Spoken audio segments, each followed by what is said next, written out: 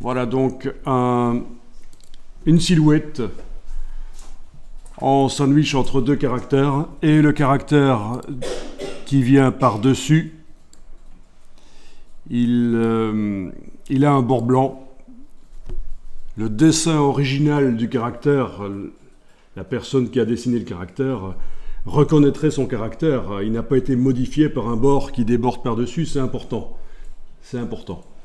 Alors, je vais supprimer le caractère là et en refaire un, comme ça ceux qui ne sont pas arrivés à faire le caractère avec un bord blanc qui ne déborde pas par-dessus, vous allez voir comment ça fonctionne. Donc dans un premier temps ici, je vais me débarrasser de toutes les palettes de droite, Shift Tab, majuscule tabulation. Ensuite, je vais aller chercher la palette des calques pour qu'on voit un peu ce qu'on a ici. Donc sur le calque du dessin, le calque qui s'appelle dessin, donc pas le calque modèle, on a un rectangle ici en couleur qui n'est pas affiché, on a un caractère qui est en dessous de la silhouette. Bon, ben je vais aller sélectionner éventuellement le caractère existant, là le M. Je vous rappelle que pour le sélectionner par la palette des calques, c'est la cible. Sinon, avec la flèche de gauche, on clique dessus. Ça fonctionnerait aussi.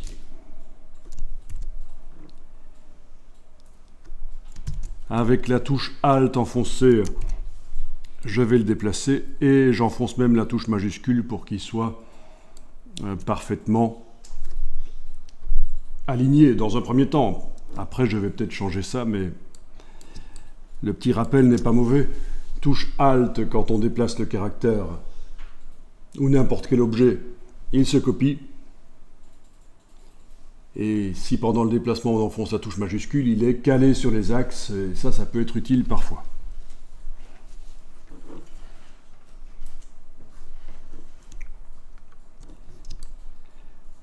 Donc, la copie, c'est bien celle-là. Vous voyez l'astuce? Enlever l'œil, remettre l'œil pour savoir lequel des deux c'est, celui de gauche, dans le dessin, puisque dans la palette des calques, ça ne se voit pas. Donc je vérifie, c'est bien celui-là, celui de gauche, celui-là. Je le place par-dessus la silhouette. Et donc, pour qu'il ait un bord blanc qui ne déborde pas, c'est tout à fait particulier dans le cas des caractères.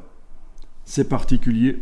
Il faut, et donc ça c'est un résumé de la procédure que je vous ai écrite, d'ailleurs hier, vous l'avez vu la procédure.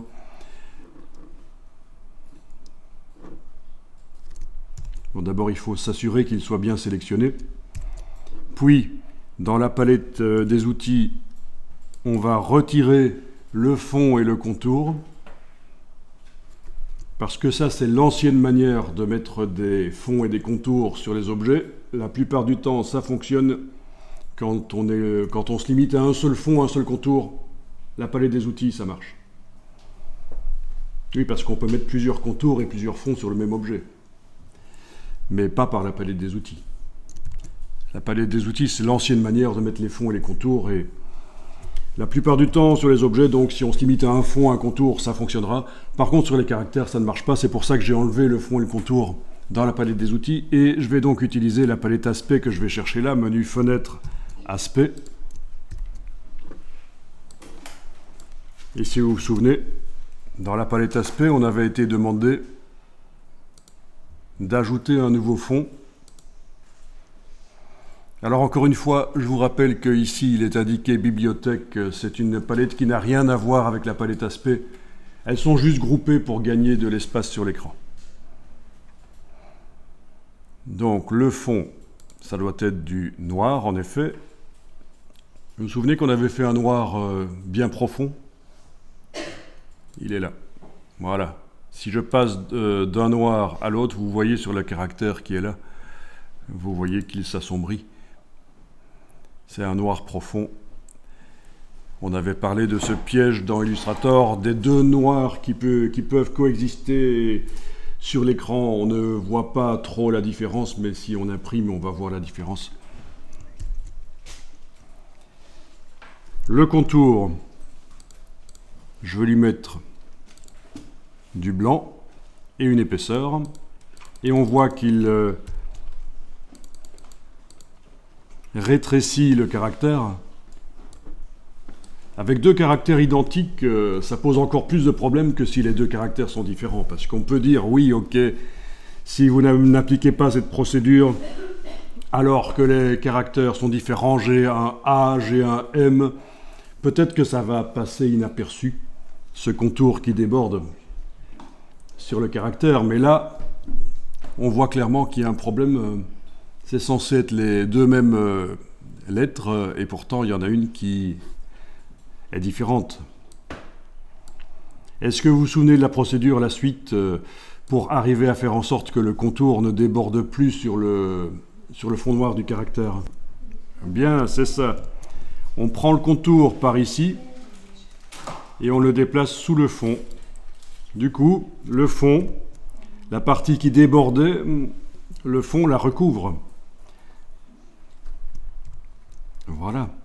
Le contour, on ne voit que 5 points. Les autres 5 points qui étaient par-dessus le fond sont maintenant en dessous, on ne les voit plus.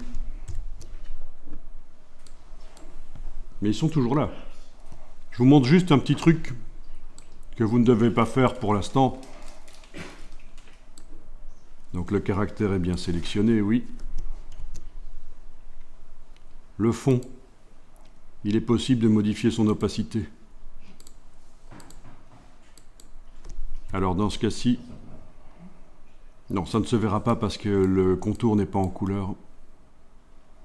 Mais si je mettais le contour en couleur, je pense que ça va se voir. Voilà. Avec un contour blanc, ça ne se voit pas, mais avec un contour en couleur, ce que je voulais montrer se voit. Le fond est en opacité 100%. On ne voit que la moitié du contour. Et si je modifie son opacité, ça va laisser apparaître l'autre moitié qui est derrière le fond. D'accord ? Bon, mais ça, c'était juste pour vous montrer. En plus, comme ça, vous voyez que on peut aussi gérer l'opacité du fond et du contour différemment par la palette aspect. Pour plus tard, pour d'autres travaux, ça peut servir. Mais là, j'ai remis à 100% l'opacité du fond et le contour, je vais le remettre en blanc.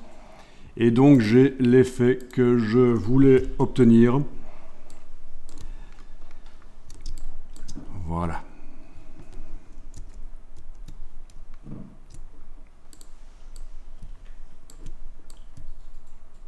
C'était un peu cet effet-là.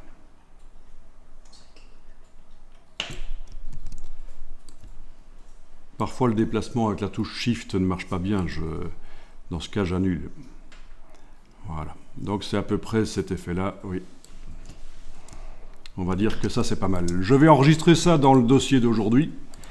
Vous faites la même chose. Votre travail, vous l'enregistrez dans le dossier d'aujourd'hui, session 2 matin. Et là, on va l'appeler pictogramme, par exemple, pictogramme, -01.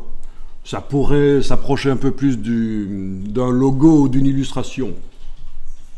Et on s'éloigne peut-être un peu de la notion de pictogramme. Mais bon.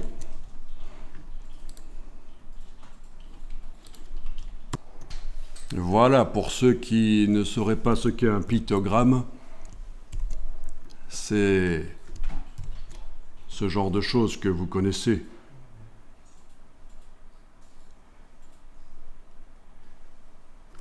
Donc ce sont des représentations simplifiées conventionnelles. Donc c'est vrai que ce qu'on a fait n'est pas réellement un pictogramme. Mais ça s'en approche du fait qu'il y a que du noir sur fond blanc.